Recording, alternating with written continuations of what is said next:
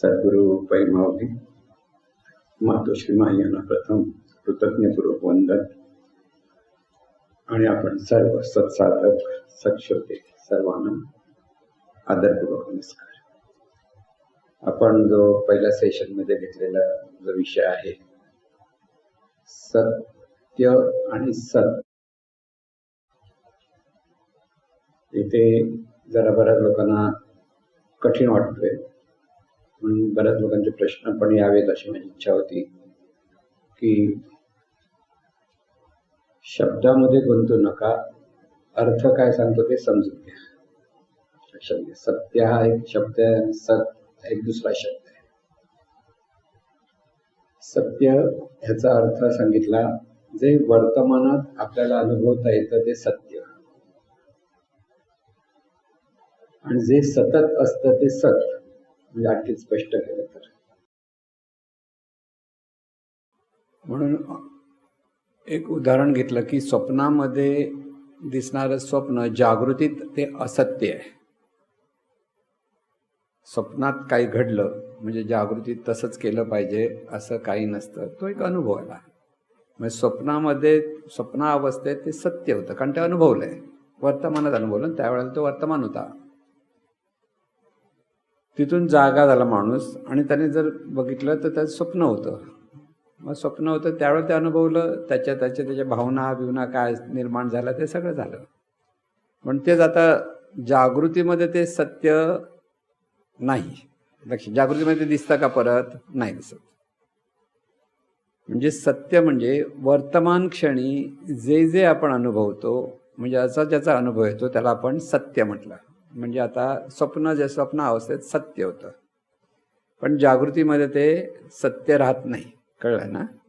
मग जागृतीमध्ये काय? जागृतीमध्ये जो अनुभव येतो तो सत्य. म्हणजे जनक राजाला जागृतीमध्ये जो राजा होता हा त्याचा अनुभव होता, म्हणून ते सत्य होतं. स्वप्नावस्थेत त्याला भिकारी आहे म्हणून स्वप्न पडलं, की भीक मागतो म्हणून स्वप्न पडलं, तो त्याचा त्यावेळेला अनुभव होता, त्यावेळेला ते सत्य होतं. म्हणजे सत्य हे वर्तमानात जे अनुभवतोय त्याला सत्य म्हटलं आपण. आता या क्षणी आपण एकमेकाला अनुभवतोय सत्य आहे. म्हणजे जे अनुभवतो म्हणजे वर्तमानाकडे आपलं लक्ष पाहिजे. पहिली गोष्ट म्हणजे हे सत्य अनुभवताना वर्तमानात आपण राहण्याचा प्रयत्न होतो. महत्वाचं आपल्याला काय होतं, आपण कल्पना किंवा भावनेतून भूतकाळ आणि भविष्यकाळात फिरतो. जीवन जगायचं आपल्याला वर्तमानात. आत्ता आपल्याला काय पाहिजे? आत्ता आपल्याला सुख हवं, आत्ता आपल्याला आनंद हवा, आत्ता आपल्याला जे काही हवं ते जे आहे ते आहे. म्हणून आत्ताचा जो अनुभव आपल्याला सतत घ्यायचा तर सत्याचा शोध घेतला पाहिजे, असं मी म्हटलं. सत्याचा शोध म्हणजे जे आधी अनुभवतं ते सत्य आहे हे स्वीकारून पुढे जायचं. आता जे अनुभवता येतं, म्हणजे आता एखादी परिस्थिती चांगली वाईट सगळ्यांना अनुभवता येतं ना, अनुभव आहे, ते सत्य आहे. पण ते सत्यात गुंतायचं नाहीये, त्याला उपाय शोधायचा आणि परत पुढे जायचं. लक्षात घ्या, वर्तमानात जे आपण अनुभवत असतो ते सत्य असतं, पण त्यात गुंतायचं नाहीये. आता एखादा म्हणून आपला रागावून काहीतरी बोलतो, ते त्या क्षणासाठी सत्य आहे, पण त्यात गुंतू नका. तेच पकडून बसला तर पुढच्या आयुष्यभर तोच राग आपण काढत उगाळत बसणार आणि त्यामुळे दुःखच निर्माण होणार. कळलं ना?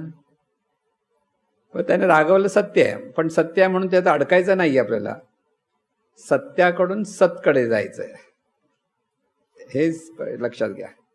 आता सत असं जेव्हा आपण म्हणतो की हे सत म्हणजे हे सगळं अनुभवणारा जो आहे तो सत आहे, तो सतत आहे. म्हणजे तुम्ही रागावला त्यावेळेला तो सत आहे, त्यावेळेला मी रागावला असं म्हणतो ना, की तो रागावला, कोण जे असेल ते. तर जो रागावणारे आहे म्हणजे जी जाणीव म्हणतो आपण, तर दुसऱ्या भाषेत आपण जाणीव म्हणतो. जी जाणीव आहे ती कधी रागावते, कधी प्रेमाने बोलते, कधी आनंदाने हसते, कधी रडते. त्या तिच्या अवस्था आहेत सगळ्या, बरोबर. म्हणून ती एकच अवस्था पकडून आपण त्यालाच धोपटत बसलो तर आपल्या जीवनात दुःख निर्माण होतं.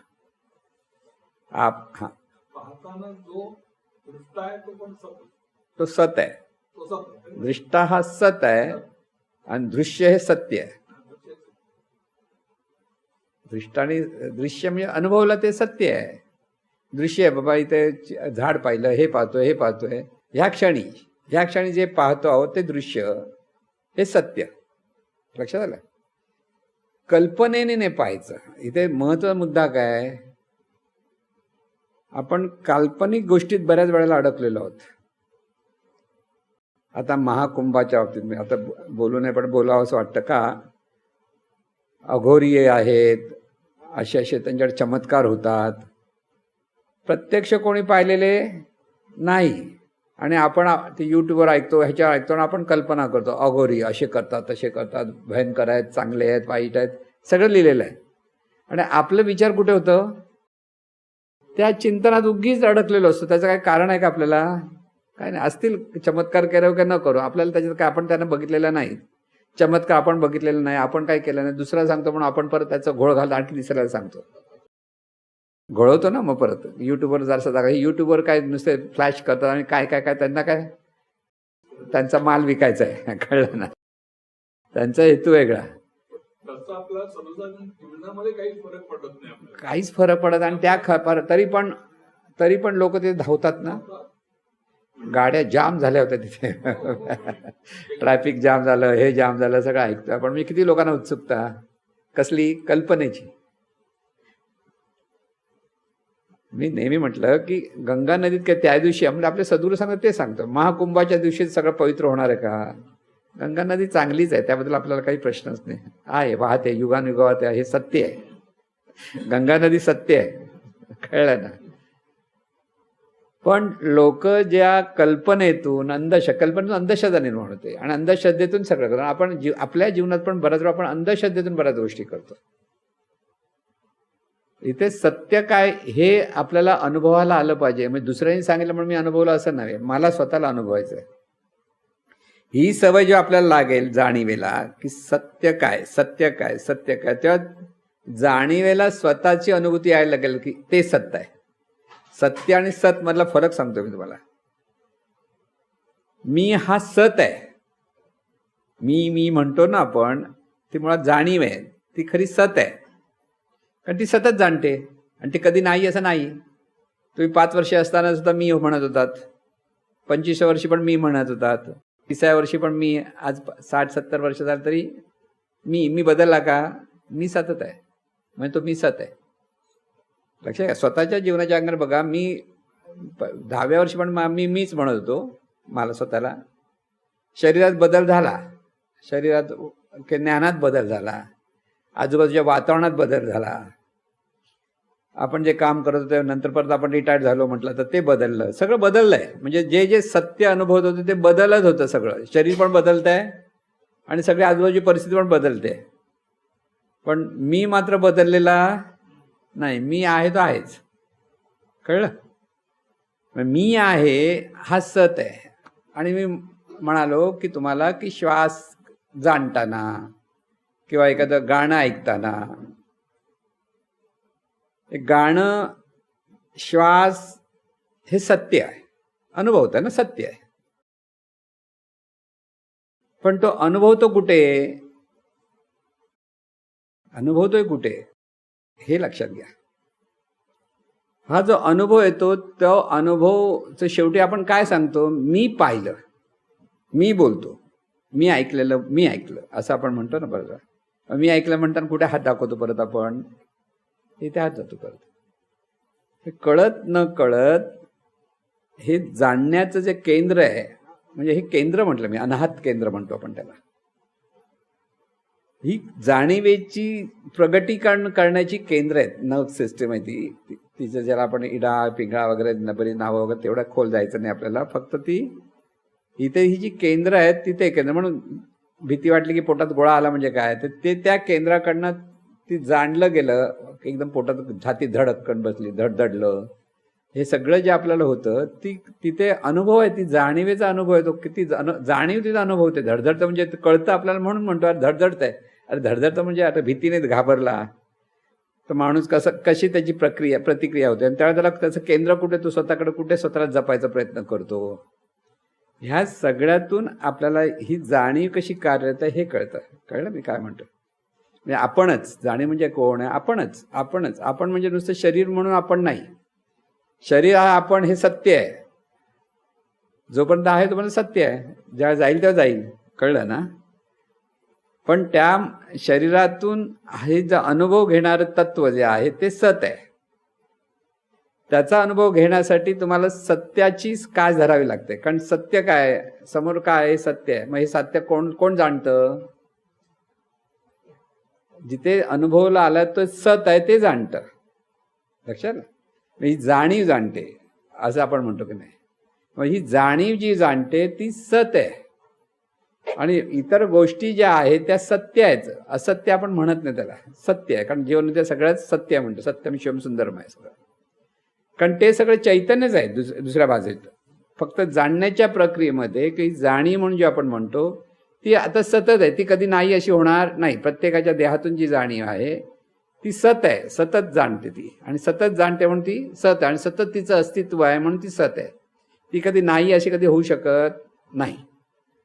आता हे लक्षात येण्यासाठी पहिलं अनुभवण्याचा प्रयत्न केला पाहिजे आपण. अनुभवायचं काय, साध्या साध्या गोष्टीतूनच तो खोल जाऊ शकतो आपण. साध्या साध्या गोष्टी अनुभवायचं म्हणजे काय, श्वास आहे हा साधी गोष्ट आहे खरं म्हणजे आपल्यासाठी. रोजच श्वास चाललेला आपल्याला माहिती आहे. तर ह्या श्वासाकडे पाहता पाहता श्वास सत्य आहे, आणि श्वासाबद्दल आपल्याला काही कल्पना नाही, काय नाही. जो आहे तो आहे, जसा आहे तसा अनुभवतोय आपण. त्याला रंग रूप काही नाही, गंध नाही, तरी पण श्वास चाललाय हे अनुभव आहे. हा अनुभव कोण घेतं? सत. म्हणजे सत्य आहे त्या सत्याचा अनुभव कोण घेतं? सत घेतं. सत म्हणजे जाणणारं तत्व, म्हणजे जाणीव आहे. आपण गेल्या वेळा अनुसंधानात जाणीवच आहे हा भाग सांगितला होता ना. गेल्या वेळेचं जे आणि ऐकलं असेल, रिपीट केलं तर तिथे जाणीवच आहे ह्या अंगाने सतत पाहायला सांगितलं होतं. पण जाणीवच आहे हे नुसतं शब्दाने धरलं तर वाईट नाहीये, पण त्याचा अनुभव आला असं सांगता येत नाही. मग अनुभवाचाच प्रयत्न केला पाहिजे ना. कोणाला अनुभवाने कोणी अनुभवायचा? जाणीवेनेच जाणीवेला अनुभवायचं आहे, की जाणीवेलाच हा अनुभव नाही, मी जाणीव आहे. जाणीवेला काय अनुभव आहे? मी शरीर आहे हा अनुभव आहे.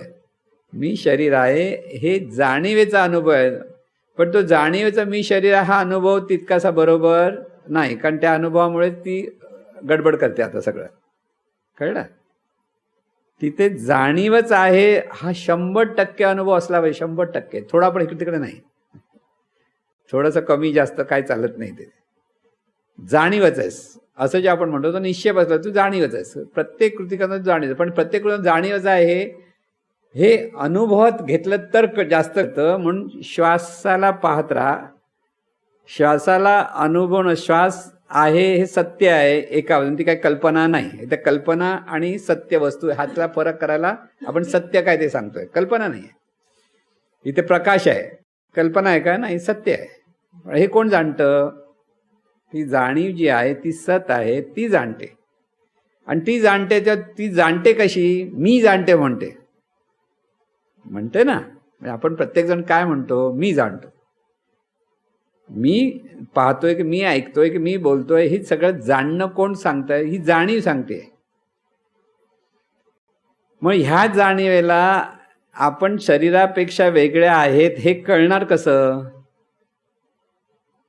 हे कळण्यासाठी तिला ही कृती करावी लागते. श्वास वेगळा कळतो, श्वास वेगळा आहे, शरीर वेगळं आहे. श्वासाची गरज आहे शरीराला, जाणीवेला गरज आहे? जाणीवेला श्वासाची गरज नाही. जेवणाची गरज आहे? जेवणाची गरज नाही. जेवण सत्य आहे म्हटलं, पण सत्य कोणासाठी? शरीराला आरोग्य देण्यासाठी. जाणीवेला काय, तुम्ही काही खाल्लं नाही खाल्लं ते जाणीवेला काही फरक पडत नाही. म्हणजे तुम्ही म्हणजे कोण परत जाणीव. तर ही जी जाणीव आहे ना, ह्या जाणीवेला आपण 100% जाणीव आहोत हे कळलं ना. ज्या दिवशी ते कळेल त्या दिवसापासून तुम्ही पूर्णतः अलिप्त झाले म्हणून समजा. आसक्ती सगळी दूर होईल. आज आपल्याला आसक्ती आहे प्रत्येक गोष्टीची. माझं माझं माझं जे आहे ना आपल्याकडे, हे माझं माझं जे आपल्याला वाटतं ही आपली आसक्ती आहे. आणि ही आसक्ती दूर होण्यासाठी पहिल्यांदा हे सत काय, म्हणजे ही जाणीव म्हणजे सत आहे हे कळलं पाहिजे. आता हे कळण्यासाठी सत्य काय हे कळलं पाहिजे. कल्पना करायची नाही सांगितलं ना. मी शरीर ही कल्पना केली जाणीव, म्हणून गोंधळ झाला. जाणीव शरीर नाहीये, शरीर वेगळं आणि जाणीव वेगळं आहे सांगितलंय सगळ्यांना. पण आपल्याला पट्ट सुद्धा तरी सुद्धा आपण परत मी देह म्हणूनच जिवंत परत. आलं लक्षात कसं आहे तर आपले सगळे राग, लोभ, मोह, मद, मत्सर सगळे जे विकार आहे ते मी देह आहे म्हणून आहेत. तुम्ही शुद्ध जाणीव जर राहिला तर हे सगळं बाजूला गेलं. तुम्हाला बाजूला करायची गरज नाही. आपण म्हणतो अरे असं चांगलं बघा का, कारण ह्याला आधी जाणीवच कळत चांगलं तरी वागेल ते तोपर्यंत. नाहीतर हा गडबड करत बसणार मी देव आहे म्हणून. कळलं ना. त्यामुळे समोरचा माणूस कसाही वागला आणि जर इथेही जाणीव आणि समोरही जाणीव आहे हे जर ह्या जाणीवेला कळलं तर ही जाणीव शांतच राहणार. उगीच चिडाचिड करणार नाही, राग करणार नाही. कळलं. मग आपण रागावतो म्हणजे काय होतं, आपण जाणीव विसरतो म्हणून रागावतो. आलं लक्षात कशी इक्वेशन्स आहे ती सगळी. विसरतो का, अनुभव नाही. अनुभव आला तर राग येणार नाही, अनुभव आला तर द्वेष येणार नाही, अनुभव आला तर मत्सर येणार नाही, अनुभव आला तर कॉम्पिटिशन करायला जाणार नाही. अनुभव आला तर, नाही तर कॉम्पिटिशन येणार. हा करतो आपण पण असं करूया असं वाटतं ना लोकांना. म्हणून इथे नेहमी सांगितलं की सत्ता किंवा स्पर्धा ह्याच्यात साधकाने पडूच नाही म्हणजे खरं म्हणजे जाणीवेचा जो अनुभव घ्यायचा आहे. एकदा जाणीव आली की जाणीव म्हणून जाण आली जाणीवेला की तिला हे सगळे विकार आपोआप बाजूला झाले म्हणून समजा, आपोआप बाजूला होतील. पण 100% ही जाणीवच आहे हे त्या जाणीवेला कळलं पाहिजे. आणि हे पक्क होण्यासाठीच अभ्यास करायला, कारण ते इतकं सहज नाही की होणार पटकन.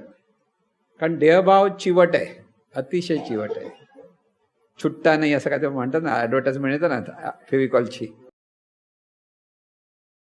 हे फेविकॉलपेक्षा कठीण आहे. फेविकॉल तर बिचारा कशात ते सुटेल, पण हे सुटत नाहीये.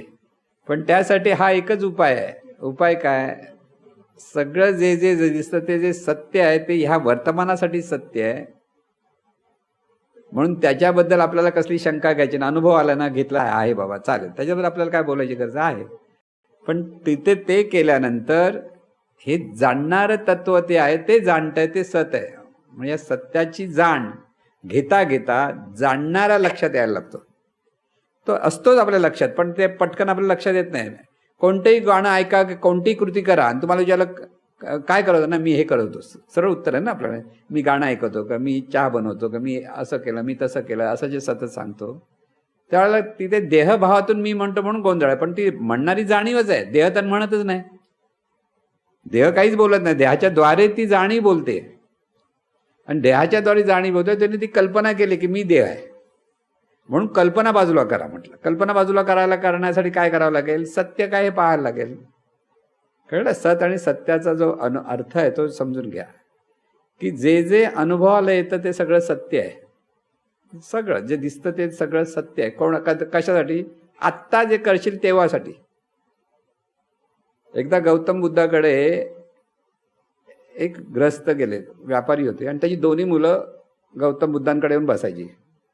म्हणून त्याला खूप राग येत होता, कारण त्याचा व्यापार बघत नाही, पोरं नुसती हे करतात म्हटलं की राग येतो ना बापाला. एक दिवस रागाच्या भर तो गौतम बुद्धाकडे गेला. संध्याकाळी अद्वात गौतम बुद्धाला बोलला, तुला कामधंदे नाहीत, माझ्या मुलांना पण कामाला लावतो त्याचा नेहमीच्या गोष्टीसारखं. गौतम बुद्ध नुसतं ऐकत बसला, काहीच बोलले नाहीत. दुसऱ्या दिवशी त्याला पश्चाताप झाला, पण त्याला कशा आपले पोरं हे करा, त्यांना बोलून काय अर्थ आता. म्हणून दुसऱ्या दिवशी परत माफी मागायला गेला, तरी गौतम बुद्ध शांत. तर म्हणून अरे तुम्हाला काहीच वाटत नाही, मी काल आरडाओरडा केला, तुम्हाला वैडावाकडं बोललो, तुम्हाला वाईट नाही वाटलं. काल कोण होता आणि मी आता कोण आहे मला नाही माहिती म्हणाले. कालचा काल गेला, आत्ता कोण आहे तो बघ. कळलं. आपण काय करतो, काल त्याने असं केलं, परवा त्याने केलं, परवा एवढ्या दिवशी मला असा बोलला होता. मस्त आहे की मिक्सर घोळवत बसलेला असतो आपण, त्याच्यातूनच जीवन जगतो. आता हा मिक्सरच बाजूला सोडा, कालचा काल वेगळा गेला, आत्ता काय ते बघ. कळलं. म्हणून गेलं, झालं ते झालं, त्याचं काय दुःख करत बसायचं नाही. आता तुला आनंदाने कसं राहायचं बघ, आता तुला शांतपणे कसं वागायचं बघ. आत्ता तू त्या मागच्या गोष्टीतून स्वतः दुःखी होतो, स्वतः घसरतो आणि सगळ्यांना घसरवतोस. आपण जेव्हा चिडाचिड करतो, भांडणतंटे करतो, वादविवाद घालतो, तेव्हा नेमकं काय मिळवतो? काही मिळवत नाही, सगळं घालवतोच. कळलं की नाही? म्हणून ईश्वर कुठे आहे? जिथे सत आहे तिथे ईश्वर आहे. जे सतत आहे ती ईश्वरी शक्तीच आहे, पण ते आता समजायला वेळ लागतं. पण आधी त्याचा अनुभव तर घ्यायला पाहिजे ना, की मी म्हणणारी जी आहे ती अलौकिक शक्ती आहे, एवढं ते लक्षात घ्या. दिव्य शक्ती आहे, आणि ही दिव्य शक्ती सतत अनुभवते आहे, सतत बोलते आहे, चालते आहे, करते आहे. पण आज तिच्याकडे ते ज्ञान नाही आहे की ती जाणीवी रूपाने आहे. तिच्याकडे ज्ञान काय? ती देहरूपाने आहे. देहभाव धरला म्हणजे काय? ती स्वतःला समजते, कल्पना केली आहे. पण सत्य काय आहे? शरीर सत्य आहे, पण त्याला जाणणारं जे तत्व आहे ते सत आहे, सतत आहे, सातत्याने आहे. आणि त्या सतचा अनुभव घ्यायला प्रत्येक वेळेला सत्याला धरावं लागतं. कारण सतचा अनुभव पंचज्ञानेंद्रियाच्याद्वारे होत नाही. सत जे आहे की जाणीव जे आहे ते जाणीवेचा अनुभव डोळ्याने पाहता येत नाही, कानाने ऐकता येत नाही, नाकाने गंध जाणून सांगता येत नाही की अशी आहे, की असा गंध आहे असं सांगता येत नाही. कारण जाणीवेला गंध नाही आहे, रंग नाही आहे, रूप नाही आहे, काही नाही आहे. पण तरी सुद्धा ती आहे. का आहे? मी आहे म्हणून ती आहे. कळलं? मी आहे म्हणतो म्हणजे तीच मी आहे म्हणते, आणि तरी तिचा पुरावा काय विचारणार? तिने स्वतःचा पुरावा काय द्यावा? मी आहे याचा पुरावा तुमच्याकडे कोणी माहिती? मी याचा पुरावा द्या. मी याचा पुरावा काय देणार? मी जिवंत आहे. म्हणजे पेन्शन झाल्यानंतर दरवर्षी दाखवायला लागतं मी जिवंत आहे. कळलं ना? बरोबर आहे. त्या लोकांना पुरावा हवा, कारण त्यांना पेन्शन द्यायची आहे ना. पण मी एकदा ते म्हणाले मी जिवंत आहे, त्याचा पुरावा काय द्यायचा आला? तर म्हणजे जाऊन भेट त्याला, तर त्याला कळतं हा तू भेटलाच म्हणून, म्हणजे शरीर दिसलं म्हणून त्याला वाटतं जिवंत आहे. कळलं ना? तोपर्यंत पेन्शन मिळत नाही, तर नाही पेन्शन मिळत. तसं आपल्याला आहे. आता बघा, परमार्थामध्ये मी देह आहे ह्याच्यासाठी पेन्शन नाही मागायला जायचं आपल्याला. आपण आहोत त्याचा आनंद घ्यायला आहेच अनुभव घेतला तर ही आनंदाची पेन्शन मिळणार तर नाही मिळणार. कळलं? इथे म्हणून सतत आहे, हे सतत आहे ते सत, आणि हे सतत आहे ते सत सतत सर्वत्र पाहतं, सर्वत्र अनुभवतं. पण ते सर्वत्र अनुभव काय होतं त्याचं? ते वाहत जातं. जाणीव मनरूपाने वाहते. आपल्याला एखादी गोष्ट आवडली की ती गोष्ट पुन्हा पुन्हा पुन्हा पुन्हा आपण त्याच्यात जातो. प्रत्येक वेळेला आपण असतं, आपण पुन्हा पुन्हा ती करतो आणि त्यात गुंततो. पुन्हा पुन्हा गेलं तरी काही फरक पडत नाही. गुंतो म्हणजे काय? तिथे आपले द्वेष, मत्सर, विचार सगळे सुरू होतात.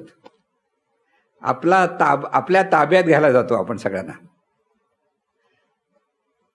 नवरा बायको भांडण कुठे होतं? माझा ताबा तुझ्यावर, तुझा ताबा माझ्यावर. त्याच्यात भांडण आहे खरी सत्तेमध्ये. कळलं तुम्हाला? आपण जेव्हा भांडतो म्हणतो नवरा बायको, तेव्हा कशासाठी भांडतात? माझा हक्क आहे, मी हक्क याने बोलू शकतो असं प्रत्येकाला वाटतं, आणि त्याच्यातून वाद घालतात. खरं म्हणजे हे स्वतंत्र, हे स्वतंत्र दोन्ही देहाच्या बाबतीपेक्षा सत्य आहे, पण मुळात ते सत आहे. तू पण जाणीव, मी पण जाणीव, एकाच स्वरूपाचे जाणीव, भांडायचं कशाला? कळलं की नाही? म्हणजे हे कळायला, आता हे सगळं कळण्यासाठीच परमार्थ कळावं लागतो. आपोआप वरवर तुम्ही चांगले वागा, चांगलं बोला, हे सगळं आहे. म्हणजे आपले महात्मा गांधीचे 3 माकडं आहेत की नाही? काय सांगतात? वाईट बोलू नका, वाईट ऐकू नका, आणि वाईट पाहू नका. पण प्रत्येक माकड एक नुसतं तोंडाळ, बाकी 2 गोष्टी करू शकता असा त्याचा अर्थ झाला ना. काय? वाईट बोलू नका, काय पण बघा आणि काय पण ऐका. हा दुसरा अर्थ झाला ना त्याचा. पण एकाच माकडाला 6 हात दाखवले पाहिजे. वाईट बोलू नका, वाईट वागू नका, वाईट पाहू नका, असं जर सांगितलं तर बरोबर. कळलं की नाही? पण आता हे सत आहे ना, ह्या सतला हे कळलं पाहिजे की तू देह नाहीये, तर तुला ह्या सगळ्या गोष्टीचा आनंद घ्यायचा आहे, पण कशातही अडकायचं नाही. ही जी कसरत आहे, ही कसरत जमत नाही आपल्याला. आता गुलाबजाम ज्यांना आवडतात त्यांनी काय केले असतील? जाऊन दे, 4-5 खाऊन मोकळं झालं, आवडतं तर खाल्लं, काही हरकत नाही. पण नंतर पोट खूप भरल्यासारखं वाटतं, अरे बापरे आता झोपी असं वाटतं, तर गोंधळ झाला ना. म्हणजे वाहत जाण्याचा प्रकार सांगतो मी. आता एखाद्याला आवडतं, एखाद्याला आवडत नाही, वेगळा प्रकार आहे. म्हणून ज्या ज्या गोष्टी आवडतात तिथे आपण वाहतो, तिथे आकर्षित होतो आणि तिथे सतत आपला त्याच्यात इतके वाहून जातो की तिथे आपल्या भावना आपल्याला आवरता येत नाहीत. आणि ज्या गोष्टी आवडत नाहीत त्याच्यातून आपण इतके दूर जायचा प्रयत्न करतो आणि त्याच्यातून द्वेष मत्सरच्या भावना इतक्या वाढतात की आपण तिथेही अनिष्ट बाजूला जातो. म्हणजे दोन्ही बाजूला आपण ह्या जाणीवेचं अशुद्धीकरण करतो. तर ही जाणीव आपल्याला शुद्धच ठेवायची आहे आणि शुद्ध ठेवण्यासाठी तिचं अस्तित्व ह्या जाणीवेनेच जाणीवेला अनुभवता आलं पाहिजे. तुम्ही दुसऱ्याची जाणीव अनुभवू शकाल पण स्वतःची अनुभवू शकत नसाल तर काय उपयोग. दुसऱ्याची जाणीव म्हणजे हा तो आहे, जाणीव आहे त्याच्याकडे असं म्हणतो ना आपण. तुम्ही आता सगळे जाणीव आहे असं मी म्हटलं, बरोबर. पण तुम्हाला तुम्ही जाणीव आहेत की नाही कळलं पाहिजे ना. तुम्ही म्हणजे हो म्हणतात परत मी देव म्हणून परत जीवन जगतो.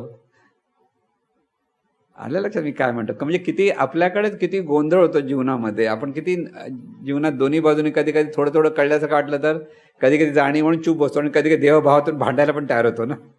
दोन्ही बाजू होतात ना आपल्याकडे. तर इथे आपल्याला परमनंट काय आहे ते सत आहे. म्हणजे ही जी जाणीव आहे आणि ही जाणीवेचं सगळं जीवन आहे. जाणीवेचं जीवन आहे म्हणजेच ते सतत आहे. जाणीव सत म्हणजे जे सतत आहे, कधी नाही असं कधी नसतं, कधीच होत नाही, ती सतत आहे. आणि ती जाणीवेला तुम्हाला म्हणजे प्रत्येकाला ह्या जाणीवेला जर कळलं की मी जाणीव आणि मी सतत आहे, मृत्यू आणि जन्म ह्याचा मला काही फरक पडत नाही. जन्म मृत्यू हा देहाचा आहे, जाणीवेचा नाही. जाणीवेला राग लोभ मोह मद मत्सर जे विकार निर्माण होतात तो देहभावामुळे होतात. जाणीव म्हणून म्हटली की तिचे देह हे सगळे विकार बाजूला झाले. तिचे विकार नाही, ते देहभावाचे विकार आहेत, देहभावातून निर्माण झाले. ही आपण जाणीवच आहोत हे कळलं की आपल्याला सहजपणे समाधान असतं. म्हणजे त्या जाणीव आपल्याला म्हणजे परत जाणीव लक्षात घ्या. शब्द म्हणजे चुकतात बोलता बोलता असं नको व्हायला. आपला म्हणजे परत वेगळा आहे का नाही. जाणीवेला जेव्हा ती जाणीव आहे हे कळतं तेव्हा ती सहज समाधानात राहते, सहज शांत राहते. बाहेरच्या अनेक गोष्टीचा प्रभाव आला, कारण इतर वेळेला काय होतं, बाहेरच्या आजूबाजूची जी परिस्थितीचा प्रभाव आला की जाणीव देहभावात असल्यामुळे कधी चिडते, रडते, रागावते, निराश होते, सगळं काही चालू असतं त्याचं. आणि ह्यालाच आपण जीवन म्हणतो परत. आणि मग म्हणतो त्याच्यातून सुटका करा. सुटका कशी करणार. सुटका करणारा जाणीवेला स्वतः आपण जाणीव आहे हे कळलं पाहिजे. म्हणजे ती सत आहे हे तिला कळलं पाहिजे. लक्षात आलं. विषय समजतोय सगळ्यांना की कठीण अजून. समजला तर बघा, नाही समजलं परत विचारा. कळलं ना.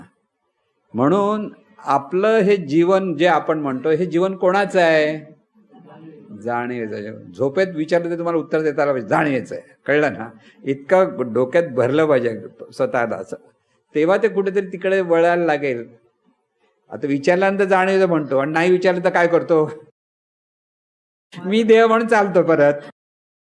आता जेवताना किती लोकांचं श्वासाकडे लक्ष होतं. हात वर करा. किती लोकांचं. 2 3 4 5 म्हणजे 6-5 जणांचं लक्ष होतं. बाकीच्यांचा विसर झाला. का विसर झाला. म्हणून सत्याचा अनुभव घ्यायचा प्रयत्न केला तर विसर नाही. जेवण सत्य आहे, कोण पाहतं. सत पाहतं. हा कृती चालू अनुभवायचं की ते सतच आहे. आणि त्या सच्च्याद्वारे हे जेवण चाललंय की सच्च्याद्वारे आपण चालतो आहोत. चालताना बोलताना जे जे आहे ते सत्य आहे. सत्य आहे म्हणजे त्याचा अनुभव येतोय म्हणून ते सत्य आहे हे कळायचं. कळलं. आता हे सत्य आहे म्हणून असत्य वगैरे म्हटलं नकारात्मक दृष्टिकोन होतो आपला.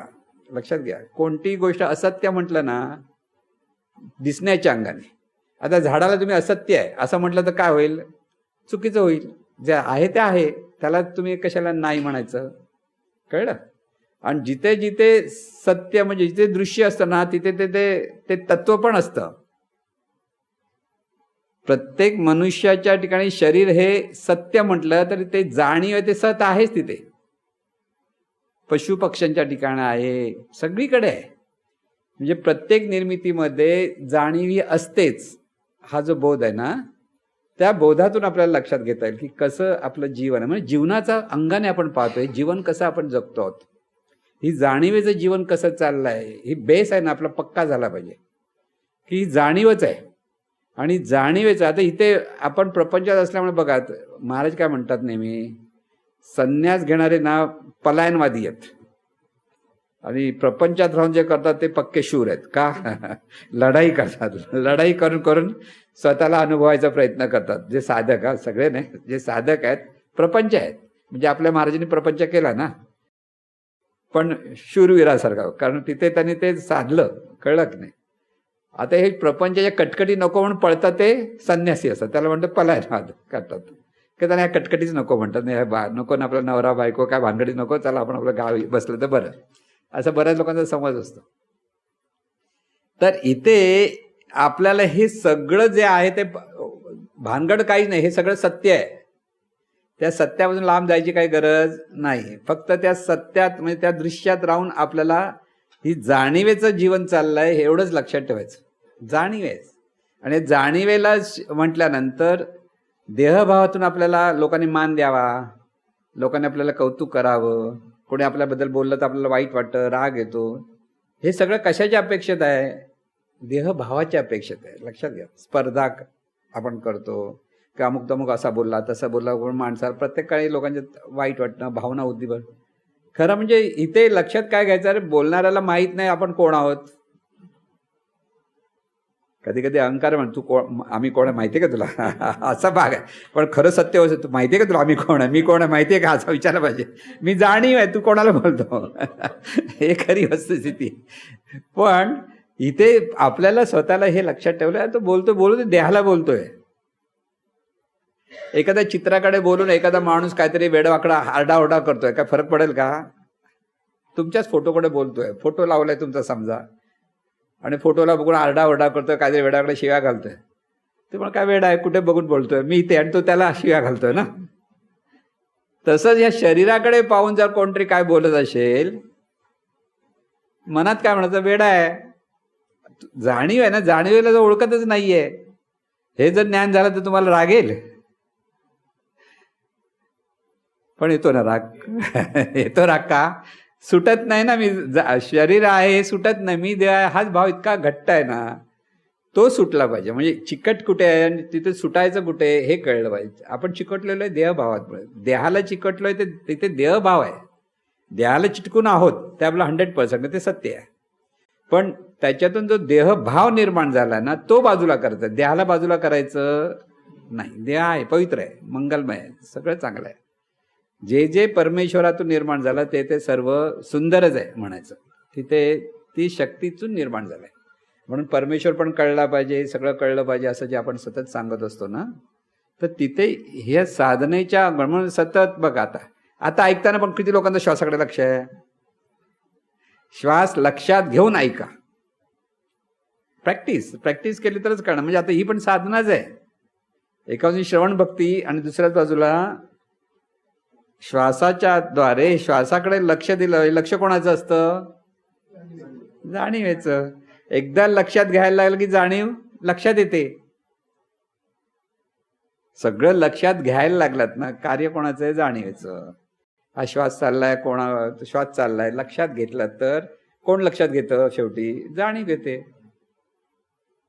बघा, एखाद्या गृहिणीने चांगलं सुंदर जेवण बनवलं आणि मग कोणी विचार कोणी बनवलं, तर दुसरी नाव सांगितलं, मी बघितलं, हिला राग येतो, अरे मी ही कशी माझं नाव घेते, स्वतःकडे क्रेडिट घ्यायला जाते, असं म्हणतो की नाही आपण, कारण राग असतो आपलं, मी बनवलंय ना. हा जो भाग आहे आपल्याकडे तो देहभावामुळे येतो. आता एखाद्या क्रेडिट घेतलं, घेई ना का, काय फरक पडतो? जर देहभाव नसेल तर. आता संस्थेमध्ये पण ना करतात ना, काही लोक कार्य करतात आणि दुसरं क्रेडिट घेतात. मग ते बाकी म्हणतात, बघ आम्ही जर कार्य करून हा क्रेडिट घेतो महाराजांकडे जाऊन. हा प्रकार होतो. म्हणजे ह्याच्यातून मन दूषित होतं आपलं, जाणीव दूषित होतं. मन घेऊ देत ना, क्रेडिट घेतो, काय फरक पडतो? हा जर प्रकार आला तर ते आपल्याला सतत पाहण्याची दृष्टी आपली अशी बदलायला लागेल. लक्षात घ्या. आणि त्यामुळे आपल्याला सत आणि सत्याचा जो हे सांगतो, आता तरी लक्षात आलं की अजून कठीण वाटतंय? कोणाला विचारा, काय सत्य आणि सत मधला फरक कळलाय सगळ्यांना? सत्य आणि सत फरक कळला. फक्त आता हे करत असताना त्याच्याकरता काही युक्ती आहे की बोलतोय आणि आपण श्वासाकडे पाहतोय. श्वासाला लक्षात घ्या. मध्ये मध्ये श्वासाकडे लक्ष द्या आणि मग श्वासाला लक्षात द्या. बघा, जरासं श्वासाकडे लक्ष दिलं आणि मग तुम्ही ऐकायला लागला तर श्वासाला लक्षात घेऊन ऐकता. श्वास चालू आहे माहिती आहे ना, परत तिथे काय लक्ष द्यायची गरज नाही. कळलं? आता श्वासाला लक्षात घेतलं, श्वासाकडे लक्षात, शेवटी हे ऐकतं कोण? जाणीव ऐकतं. हे पण लक्षात हळूहळू लक्षात यायला लागेल. हे एकदा श्वासाला लक्षात घ्यायला लागलं तर हे लक्षात कोण घेतं? हे परत जाणीवेकडे लक्ष जाणार. परत परत शेवटी जायला लक्ष म्हणजे जाणीवेकडेच. म्हणजे हे सगळं प्राणायाम कशासाठी करतो? द्रविडी प्राणायाम म्हणतो आपण. आता हा द्रविडी प्राणायाम का करायचा आहे की इथे आपलं सतत जाणीवच हे 100% कळलं पाहिजे. म्हणजे खुंटा हलवून हलवून हलवून तो पक्का करायचा असतो ना, तसं स्वतःला सांगत राहा आपण जाणीवच आहोत. ही जाणीवेने स्वतःला आपण म्हणजे जाणीवेला सांगत राहायचं, ही जाणीवच आहे. पण हे कृतीतून करावं लागतं. जसे डोळे बंद केले, आपण म्हणतो श्वास पहा, श्वास या, आता पण आपण बऱ्याच वेळा सांगितलं होतं. मग श्वासाकडे पाहताना श्वास येतो जातो करता करता ही जाणीव निवांत होते, शांत होते. जाणीव का निवांत शांत? कारण तिला तो अनुभव येतो म्हणून ती शांत.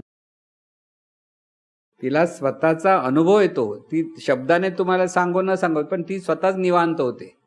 आणि जेव्हा निवांत होते ह्याचा अर्थ काय? त्या जाणीवेला ते कळतं आपण जाणीव आहोत. समजलं? म्हणजे कृतीतून ह्या जाणीवेला हा अनुभव जितका देता येईल तितका देता यायला लागला की आपोआप ह्या जाणीवेचं ठिकाणी सतत अखंड ती जाणीवच आहे हे अनुसंधान सुरू आहे. शेवटी अनुसंधान पाहिजे. आता अनुसंधान कळालं की ते जाणीवेचं अनुसंधान असं सुरू होतं. म्हणजे एकदा ह्या जाणीवेकडे अनुसंधान निर्माण झालं की आहे ती जाणीवच आहे. तोपर्यंत अभ्यास हा चालू राहिला पाहिजे. आता त्या अभ्यासाला आपण इतर वेळेला जसं मार्गदर्शन केलेलं आहे की स्वयंस्मरणाचा अभ्यास, नामस्मरणाचा अभ्यास. आता हे कथा आणखीन एक पॉईंट मी तुम्हाला स्पष्ट सांगितला होता की जाणीवचा हे अनुभवायचं असेल तर ऐकताना हा अर्थ समजला पाहिजे. ही एक गोष्ट वेगळी झाली. पण आता गाणं ऐकतात, पण गाणं ऐकताना तुम्ही डोळे बंद करता, अगदी तन्मय होऊन ऐकायला लागला. एखादं सुंदर गाणे तन्मय होऊन ऐकता तुमच्या आत कुठेतरी ते एक स्पंदन निर्माण होतं. आणि जिथे स्पंदन निर्माण होतं ते जाणीवेचं जाणणे पण चालू आहे हे लक्षात घेता आलं. लक्षात का? एखादं सुंदर गाणं ऐकताय, मनापासून तुम्हाला आवडलंय आणि तुम्ही त्यात इतके मग्न होऊन गात बसता किंवा एकदा गायक अतिशय मग्न होऊन गातो ना, तर तो तिथे ते जाणीवेचं केंद्र म्हणून अतिशय मोठे मोठे गायक ज्यावेळी ते तन्मयतेने त्या भावामध्ये जातात, त्यांना काही कळत नाही बाकीचं जग, फक्त त्या ठिकाणी मुरलेले असतात. अशा वेळेला खरं म्हणजे त्या गायकांना खरं म्हणजे ती अनुभूती यायला लवकर सोपं आहे की त्या भावात ते जातात. आणि त्यामुळे जाणीवच आहे हे फक्त तिथे त्यांच्या लक्षात आलं पाहिजे एवढंच. पण ते नकळत तिथे ती भावना तयारच होते. कळलं? म्हणजे कोणती कृती करताना ही जाणीव मी आहे हे तिच्याकडे सतत स्मरण असतं. म्हणून कृती ही सतत करता आली पाहिजे. लक्षात घ्या. त्या कृतीतूनच आपल्याला हळूहळू समजणार, हळूहळू ते लक्षात येणार. अजून का हा प्रश्न आहे? लक्ष ठेवले की एकाग्रता होते व लक्षात घेतलं की अनुसंधान होते. तुम्ही नुसतं लक्ष ठेवलं कुठच्याही गोष्टीकडे, म्हणजे आता अनेक पंथांमध्ये साधनेचा असं सांगितलं जातं की मेडिटेशन म्हणतात त्याला, ते की समोर गोल ठेवला, एक मोठं टिंब केलं की मोठं रंगाचं असं गोल गोल केलं की तिथे बघत बसा. किंवा एखादा दिवा ठेवला तर दिवा ठेवून तिकडे नुसतं बघत बसायचं. आता हे बघत बसणं बघा, तिथे लक्ष द्यायचं असतं, तिथे मन एकाग्र होतं. आता ते जेव्हा एकाग्र मन होतं आणि त्या एकाग्र मनामध्ये जाणीवेची जाण जेव्हा येते तेव्हा ते अनुसंधान होतं. तिथे जाणीवेकडे लक्ष नसतं, जाणीव फक्त लक्षात असते की जाणीवच करताय की जाणीवच करते. असं झालं की तिथे अनुसंधान होतं. अनुसंधान म्हणजे सहज, पण अनुसंधान म्हणजे अनुभवातून अनुसंधान निर्माण होतं. मगाची पॉईंट आहे ते अनुसंधान कधी होईल? अनुभव घ्यायला लागलो की. म्हणून अनुभव यायला पाहिजे. अनुभव जोपर्यंत येत नाही तोपर्यंत साधना करत राहायची. कधी कधी बरं वाटतं, कधी कधी बरं वाटत नाही, कधी कधी जमत नाही, सगळं होईल. पण प्रयत्न हा साधनेचा करत राहिला पाहिजे, हे महत्त्वाचं लक्षात ठेवा. इथे साधनेचा आवश्यक आहे. म्हणजे हे सगळं स्पष्टीकरण का करतो आपण? साधनेकडे वळायला पाहिजे आपल्याला. म्हणून साधनेकडे वळण्यासाठी आपल्याला हे विषय पण व्यवस्थित समजला पाहिजे. सगळा साधना कोण साधना असणार, साधनेमध्ये कुठे पाहायचं, कसं पाहायचं, हे सगळं ज्या विषय व्यवस्थित समजले तर ते साधना करायला सोपं होतं. नाही तर बऱ्याच वेळेला गोंधळ होतो, कुठे भलतीकडेच पाहत बसतो आपण, नुसते डोळे बंद करतो, मग कंटाळा येतो. असं सगळं जे होतं त्यावेळेला ते पाहणं आपल्याला जमत नाही. म्हणून इथे पाहण्याचा अभ्यास जो सांगितलेला आहे की आपण नेहमी काय करतो की श्वासस्मरणामध्ये श्वास येतोय जातोय, पाहत बसा पाहत बसा पाहत बसा, आणि पाहता पाहता कोण पाहतोय इथे वळवतो आपण. कारण खरं म्हणजे न कळत जाणीव तिथे वळतच असते, पण तिला आणखीन मार्गदर्शन मिळतं, ती पटकन मग जाणीवेचं पाहणं चालू आहे, जाणीवेचं पाहणं चालू आहे. हा जसा जसा विचार परिपक्व होत असे तसा ती जाणीव अनुभवाच्या लेवलला पोचते. लक्षात घ्या. म्हणजे साधनेतून हे अनुभवता येतं की पाहते ती कोण पाहते, जाणीव पाहते, त्याला दृष्टा म्हणतो आपण. म्हणजे ही जाणीवेचं जीवन आहे, जाणीवेचं जीवन आहे, हे आपल्याला पुन्हा पुन्हा कळलं पाहिजे. हे स्पष्ट कळेपर्यंत देहभाव जाणार नाही. देहभाव जाण्यासाठी आपल्याला हे ज्ञान पूर्णतः आत्मसात झालं पाहिजे, आणि त्यासाठी हा अभ्यास आपल्याला करावा लागतो. समजलं? साधना का केली पाहिजे तर जाणीवेचा अनुभव जाणीवेला होण्यासाठी. बाहेरून काही चमत्कार घडत नाही इथे.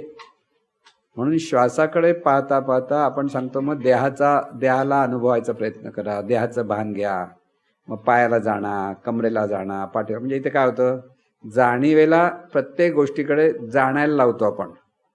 म्हणजे जाणीव जाणते हे जेव्हा तिथे कळायला लागलं की तिथे आपोआप तिथे अनुसंधान सुरू होतं. जाणीवच आहे. म्हणजे आधी तो अनुभव आला पाहिजे की हे जाणणारं कोण आहे, जाणीव आहे. तिथे मी म्हणून कोण नाही आहे ती जाणीव आहे. आणि जाणीव शरीरातून जीवन जगते. हे जे आपण ज्ञान सांगत असतो सतत सद्गुरूंनी दिलेलं, ते आपल्याला अनुभवाला येतं तिथे की हे सगळं जीवन आहे ते जाणीवेचं आहे. आणि म्हणून ते पक्क होण्यासाठी साधना हवी. आणि ते साधनेचा अनुभव कार्य करताना, जीवन जगत असताना त्या स्मरणातून जीवन जगणं सतत म्हणजे अनुसंधान. अखंड जीवन कोणाचं आहे, जाणीवेचंच आहे. या भावात जेव्हा आपण जीवन जगायला लागू तेव्हा तिथे अनुसंधान सुरू होईल. कळलं? स्पष्ट झालंय की अजून कोणाला कठीण वाटतंय? गपचूप बसू नका. गपचूप बसलं तर का ते झोपाल. कोणाला आणखीन विचारायचं असेल तर मुद्दाम विचारा, म्हणजे आपल्याला पुढे जाता येईल. कारण इथे ज्यावेळेस शब्द वेगळे आले की आपल्याला थोडंसं कन्फ्यूज पण होतो की हे काय असं होतं ना. मग त्याचा अर्थ पूर्वी सांगितला आणि ह्याच्याशी काय संबंध आहे ते आपल्याला लक्षात आलं की बरंचसं कळायला लागतं. अजून स्पष्ट नसेल झालं तर प्रत्येकाने परत विचारा, काही हरकत नाही. नाही तर आपण थोडीशी आता साधना घेणार आहोत. त्याचा अनुभव आपण घेतोय हे कसं आपल्याला कळतं? अनुभव घेतो जेव्हा अनुभव घेतला की एक वेगळं समाधान जेव्हा आपल्याकडे येतं ज्ञानातून, तेव्हा ते अनुभवलं. असं आता कसं बघा, आता तुम्ही तुमच्या शरीराला हात लावला, स्पर्श केला, आता हा अनुभव आला की नाही आला? आता हे कळलं कसं? आहे तर आहे. डोळ्याने बघितलं म्हणून आहे, स्पर्शाने बघितलं म्हणून आहे. पंचज्ञानेंद्रियाच्या द्वारे अनुभवलं की ते आपल्याला खरं वाटतं. पंचज्ञानेंद्रियाच्या द्वारे आपण जे जाणतो तो अनुभव असतो. पण तत्वाचा अनुभव पंचज्ञानेंद्रियाच्या द्वारे जाणता येत नाही, म्हणून तिथं कल्पना जास्त घुसते. म्हणून तो प्रत्यक्ष अनुभवाला आधार दृश्याचा घेऊन ते तत्वच आहे, सगळं जाणणारं कोण आहे तर ते तत्व आहे हे लक्षात आलं की अनुभव यायला लागतो. तो अनुभव आला की आपल्याला कळतं, हा कळलं, अनुभव आला, कळलं. पण ते खुंटा हलन परत पक्क करायचं, बाबा बरोबर, नाही तर परत कल्पनेकडे वळलं तर परत गोंधळ येऊ शकतो. समजलं? तर आज आपण थोडा वेळ थोडीशी आता साधना घेणार आहोत.